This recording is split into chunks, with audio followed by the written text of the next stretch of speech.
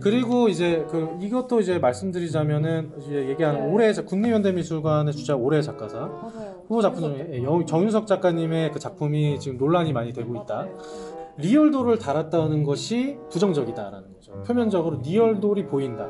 생산되는 과정이 불쾌하다라는 것이죠. 그렇기 때문에 이 작품을 달아주면 안 된다. 공개되면 안 된다. 라는 그런 입장이신 것 같아요. 에두아르 마네가 있었던 1860년대에 매춘 산업이 성행했던 것과 같이 지금도 리얼도를 이용한 산업화가 역시 없어지지 않고 진행되고 있고, 인간으로서 안 되니까, 매춘부라는 인간으로 되지 않으니까 마네킹이 나타난다라고 하는 거예요. 그게 실제 현재 이 지구상의 사회에 존재하고 있는 산업이라는 겁니다. 다음 질문 제가 하나 드려볼게요. 이거는 이제 보라에 있는 이제 우리 독자분들이 이제 질문하신 것들 하나씩 드려볼 건데. 하나와 어떤 걸 하시겠어요? 저는 김한기. 진짜요? 진짜. 사실 김한기 화백님은 저도 이제 이름은 들어봤어요. 들어봤는데 그냥 지나쳤는데 이제 책 읽고 다시 한번 이제 찾아보니까 국내에서 제일 비싼 그림을 가지신 분이에요. 그렇죠. 경매가가 가장 높죠. 그 그림을 가지고 싶으신 거예요? 그 경매가가 높은 작품이라기보다는 저 말년의 전면 점화 작품이 이거는 제가 생각하기엔 그냥 인류의 문화유산이 돼야 돼요. 이거는 그러니까 인간이 회화적으로 표현할 수 있는 경지의 수준이 있거든요. 이분은 그걸 넘어섰어요. 그러니까 저는 그렇게 느껴요. 그러니까 점의 우주가 나한테 범람해요. 이게 근데 다른 회화에서는 느껴지지가 않는 그 에너지예요. 그러니까 점화들이 갖고 있는 에너지가 다 달라요. 그래갖고 그 환기미술관 가시면 노란색 점화가 있거든요. 그 노란색 점화를 보면은 이거는 엄청 그 천진난만함이 막 쏟아져 나와요. 그러니까 이 김한기 화백의 드로잉도 보시면은요, 드로잉도 너무 천진난만한데, 왜냐면 이분이 그러니까 어린 시절에 자신이 갖고 있는 동심을 그대로 유지하시면서 하신 분이에요. 죽을 때까지. 그래서 그분의 드로잉을 보시면은 선들이 그냥 뚝뚝 묻어나요. 천진난만함, 그러니까 어린 시절의 동심이 쭉쭉쭉쭉 묻어나와요, 그냥. 근데 그 드로잉이 그대로 노란색 점화에 딱 담겨져 있어요. 그래서 제 어린 시절의 순수함이 다시 태어나요, 내면에서. 진짜요?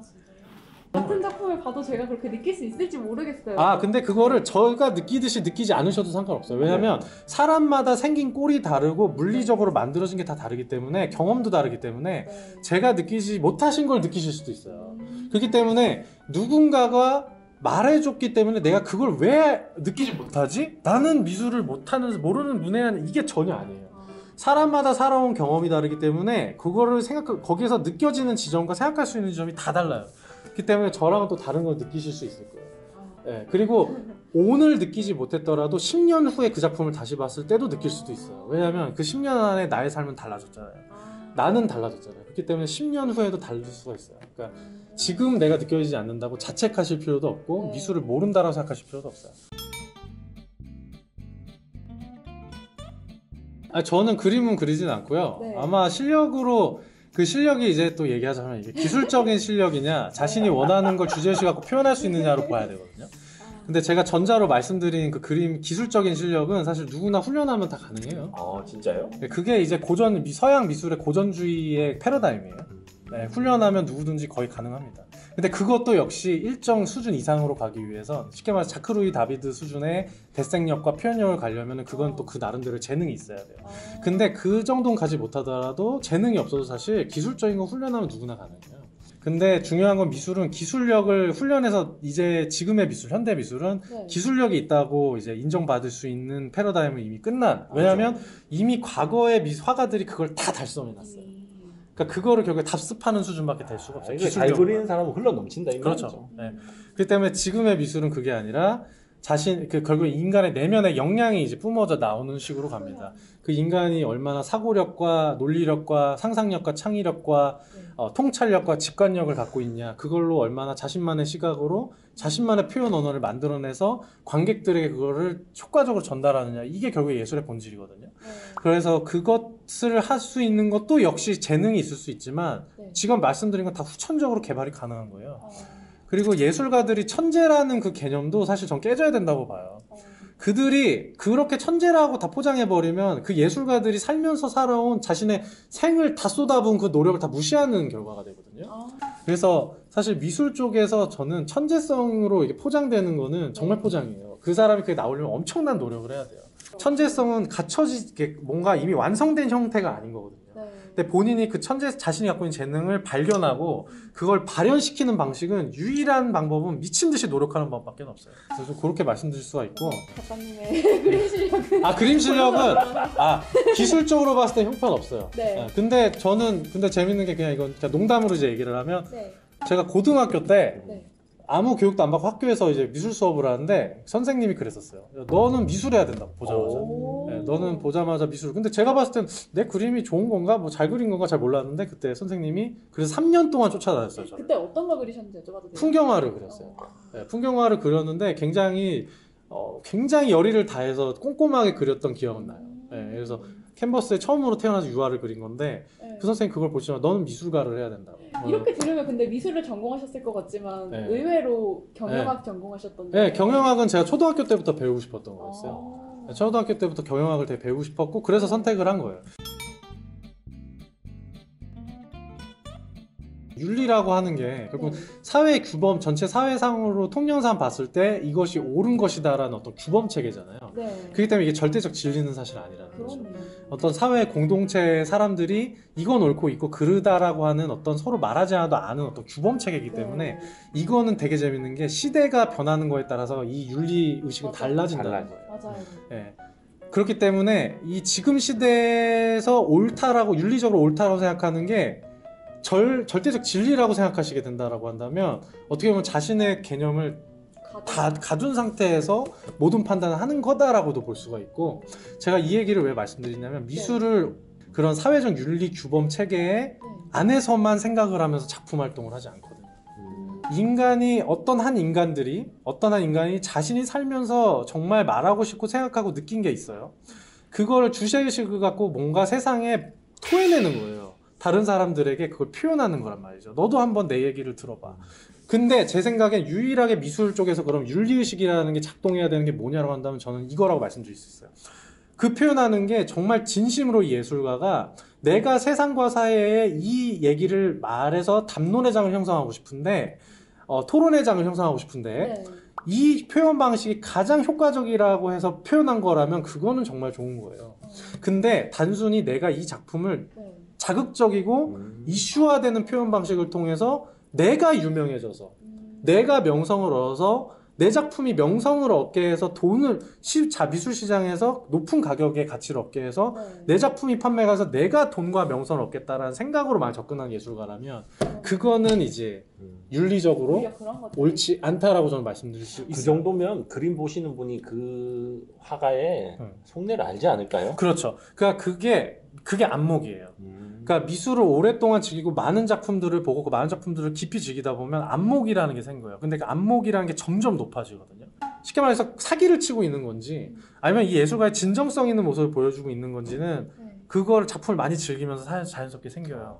그래서 그런 부분들이 있을 수 있고 작품만을 보는데도 분간할 수 있다는 건 내가 사회생활을 하면서 여러 사람들을 만나잖아요. 이 사람이 진짜인지 아닌지도 판단할 수 있다는 거예요. 아무 말도 안 하는 물체를 보면서도 그 정도를 판단할 수 있는 통찰력을 갖췄다는 건 말을 하는 사람, 제스처를 취하는 사람의 모습을 보면서 당연히 판단할 수 있는 거예요. 그 말은 뭐냐면 내 주변에 그걸 할 수 있다면 내 주변에 더 진짜들이 관계를 맺게 되겠죠. 그럼 결국에 얻는 건 내 인생이 더 진짜가 되는 거예요. 그리고 이제 이것도 이제 말씀드리자면은 이제 얘기하는 올해 국립현대미술관의 주작 올해 작가상 후보 작품 중에 정윤석 작가님의 그 작품이 지금 논란이 많이 되고 있다. 그래서 이거에 대해서도 일단 되게 얘기할 거리들이 좀 많거든요. 정말 되게 얘기할 거리가 많고 결론적으로 말씀드리면 옳고 그름이 없습니다. 여러분들이 그러니까 미술이라는 것 자체가 옳은 얘기 해주는 게 아니에요. 누구나 다 공감할 수 있는 얘기를 해주는 게 미술이 아니에요. 왜냐면 본인이 얘기하고 싶은 걸 사회에 이렇게 터놓고 얘기하는 장이거든요. 그 표현은 자유로울 수 있고 주제의식도 자유로울 수가 있어요. 근데 거기에서 문제가 되는 건 아까 말씀드린 자신의 명성욕과 재물욕을 얻기 위해서 사기를 치는 표현, 단순히 자극적인 표현을 통해서 하는 거는 이거는 걸러져야 돼요. 근데 그건 잘 걸러지는 게 이 미술계에 있는 안목을 계신 비평가 분들이라든지 미술계 관계자분들이 그 필터링을 이미 갖고 계신 분들이 계시기 때문에 그런 작가들은 자연스럽게 시간이 지나면 걸러져요. 어쨌든 근데 미술 작품에 대해서 이거는 어떻다 저렇다는 다양한 이야기가 나올 수 있는 거는요. 저는 그게 되게 건강한 거라고 생각해요. 그렇죠. 건강한 그 이슈가 뭐가에 따라서 어떤 네. 하나의 작품, 사물을 보고 다양한 사람들이 공론화된 어떤 찬반 논쟁이 일어날 수 있다는 것 자체가 너무 건강하다는 거예요. 왜냐하면 이 사회에 한 가지 생각만을 갖고 산다는 것 자체는 20세기 중반에 있었던 전체주의적 사고방식과 크게 다르지 않아요. 그렇죠. 네, 그렇기 때문에 다양한 얘기들이 오갈 수 있고 네. 그것들이 공격적으로 너는 틀렸어, 넌 사장돼야 돼 이렇게 가는 게 아니라 네. 다양한 얘기들이 얘기가 되면서 그게 자연스럽게 답이 나오지 않더라도 시간이 흐르면서 건강한 방향으로 진전이 되게끔 되어 있거든요. 이 사회라는 게. 그게 인간이 만들어낸 사회의 되게 긍정적인 순기난이고 네. 미술 작품을 배경으로 그런 얘기 다양하게 찬반 논쟁이들 일어날 수 있다는 건 제 생각에 우리 사회가 살아있는 것이다라는 걸 일단 말씀드릴 수 있는 거고요. 근데 그 작품에 대해서 찬반 논쟁이 벌어지는 거는 작품을 두 가지로 미술 작품의 본질은 두 가지로 나눠져요. 주제와 표현이거든요. 네. 주제는 눈에 보이지 않아요. 네. 표현은 아까 눈에 보입니다. 표현하려고 했던 거 주제랑. 주제, 정신, 내가 뭘 말하고 싶다. 이건 눈에 보이지 않아요. 그리고 표현이 눈에 보이는 거죠. 그 눈에 보이는 게 리얼도를 생산하는 과정입니다. 네. 그래서 이 작품에 대해서 찬반 논쟁이 벌어지는 논점을 이제 그 아티클 기사에서 지금 나온 걸 보니까 리얼도를 달았다는 것이 부정적이다라는 거죠. 표면적으로 리얼돌이 보인다. 생산되는 과정이 불쾌하다라는 것이죠. 그렇기 때문에 이 작품을 다뤄지면 안 된다. 공개되면 안 된다라는 그런 입장이신 것 같아요. 네. 그리고 주제적인 측면에서 보시는 분들은 이제 찬성을 하시는 분들이죠. 네. 맞아요. 네, 그 리얼돌이 나와 있지만 결국에는 그 리얼돌을 찬양하고 있는 주제가 아니었고 네. 이 리얼돌이 왜 지금 이 시대에 생산되고 있느냐라는 거에 대한 문제의식을 내비치는 작품이잖아요.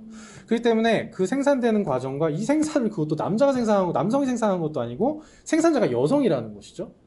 네, 그 대표가 누군지 모르겠지만 그 네. 리얼돌 실제로 만들고 있는 사람이 여성이었다라고 하는 거죠. 네. 그 모습 자체가 너무 모순돼요. 말이 안 되잖아요. 그래 그거를 소비하고 있는 모습, 이 행태들을 그냥 보여주거든요. 그 작품이. 그걸 보고 어떻게 느끼냐라고 하는 걸 보여주고 있기 때문에 네. 이거는 겉으로는 리얼돌이 생산하고 있는 것이 불쾌해 보이지만 주제적으로 봤을 때 굉장히 사회적으로 의미 있는 메시지를 던지고 있다라고 하는 것이죠. 네. 네. 자, 그랬을 때 찬반 논쟁이 나와요. 이거에 대한 옳고 그름에 대해서는 얘기하지 않을게요. 자, 그리고 제가 이거에 대해 확장될 수 있는 생각들을 좀 말씀드려 볼게요. 네.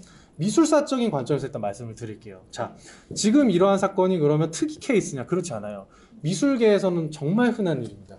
19세기 중반에 네. 마네 작품이 있죠. 올랭피아라는 작품이 있습니다. 알죠. 제가 1탄에서 다루고 있는 작품이에요. 네. 여성 누드가 그려져 있어요. 이렇게 하고 계시잖아요. 네, 저 여성 누드가 그려져 있는데 그 여성 누드는 서양 회화에서 너무 흔한 주제예요. 네. 그래서 특별할 게 전혀 없습니다. 그 올랭피아가 그 당시 때 엄청나게 욕을 먹었어요. 엄청나게 대중적인 비난의 논란의 대상이 됐습니다. 지금의 이 전윤석 작가님의 네. 리얼돌이 이제 표면에 나온 작품처럼. 왜요? 근데 왜 서양 회화 중에 여성 누드를 다룬 작품은 세고 너무 넘치는데 왜 여성 누드? 왜냐하면 그 작품이 그 여성이 누가 그려져 있었냐면 매춘부가 그려져 있었기 때문이에요. 여성 누드 원래 여신이 그려져 있었어야 네. 되거든요. 그리스 신화에 네. 여신이 그려져 있어야 돼요. 비너스가 그려져 있거나 그래야 된단 말이죠. 네. 근데 그 여신의 이 신성한 회화에 여신이 그려져 있는 곳에 매춘부가 그려져 있었다는 거죠. 그렇기 때문에 그 당시 때 파리에 있었던 관객들이 비난을 퍼붓습니다. 네. 어떤 비난들이 있었냐면 야 어떻게 이런 신성한 서양 회화에 여신의 누드를 그려야 되는 곳에 비율도 맞지 않고 아름답지도 않은 어떻게 매춘부를 그릴 수가 있냐. 그러면서 그렇게 얘기했어요. 너 지금 이거 그냥 유명세에 얻어서 뜨려고 그런 거지 라고 마네를 비난했어요. 그때 실제로. 근데 마네는 어떻게 생각했냐면 네. 그 파리 시대상 때 엄청나게 산업적으로 엄청나게 성장하고 있었던 산업이 뭐였냐면 매춘 산업이었어요.